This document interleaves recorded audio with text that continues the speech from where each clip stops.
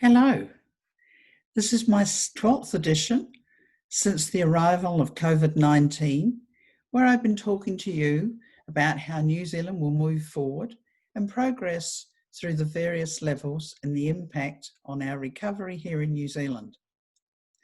For those of you who don't know me, I'm Ranson, and I'm based in the Wellington region, which is the capital city of New Zealand, and I operate right throughout the whole of New Zealand with a global outreach.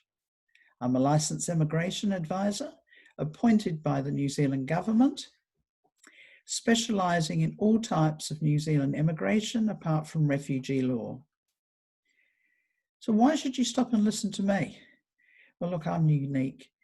I'm in a really unique situation of being able to talk with the Minister of Immigration and the key executive of Immigration New Zealand. It's so important to get to these people to assist with colleagues in providing input into their immigration planning with the handling of immigration, as it impacts on migrants offshore in New Zealand and New Zealand employers. So in listening to me, you would in fact be one of those. Now, the key issues this week, I've been busy, has been the current approach by Immigration New Zealand to the labour market checks, which is to ensure that no New Zealand residents and citizens unemployed are able and are available to undertake a vacant position with a New Zealand employer before engagement of a migrant. Now, there are concerns around the government's plans that they are not recognising that many New Zealanders do not want the vacancy and receive and would prefer that government benefit for being out of work. Or they simply don't have the skills in New Zealand to meet the employer requirements.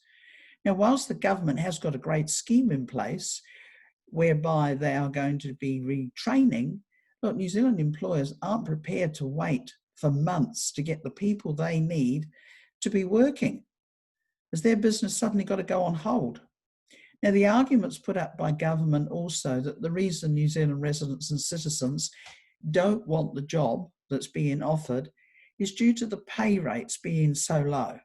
Now, Grant Robertson, our Minister of Finance, stated this to me this week, and it's totally inaccurate because in many instances, migrants undertake jobs that New Zealanders do not want. And migrants really were the life force operating during COVID-4 in this country. So they need to be congratulated. So why just turf them out?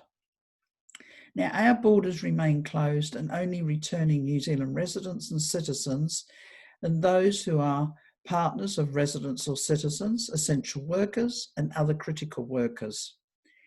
Now, for New Zealand employers, if you have a need to employ a person or persons for jobs that the skills are not in New Zealand, or it's a specific special task, it is possible to get these people in. I know the pathway. Now, you must have a justifiable reason to gain an approval in principle. The migrant, once you've gained that, applies for a visitor visa with work rights, and when in New Zealand, apply for a longer term stay. I do know how this works. Now, the big issue for anyone entitled to come into this country is the 14 days of quarantine. We do have a compulsory managed system, and the government is responsible for housing and monitoring these people. There's been a lot about this in the media this week. Now, for investors, I'm talking to you. There's some really good new investment projects that have just opened up in New Zealand, and they're worth exploring. We need you. So do let us know if we can help. And at Woburn International, a great team of knowledgeable, skilled people with high values. So talk to us about what you would like to achieve with your relocation to New Zealand. We don't make you pay for talking to us, but please, we can't get back straight away to you because we get a lot of people come in, but we will get to you. We won't let you down. So until next week, keep safe and healthy, and thank you for listening. Bye for now.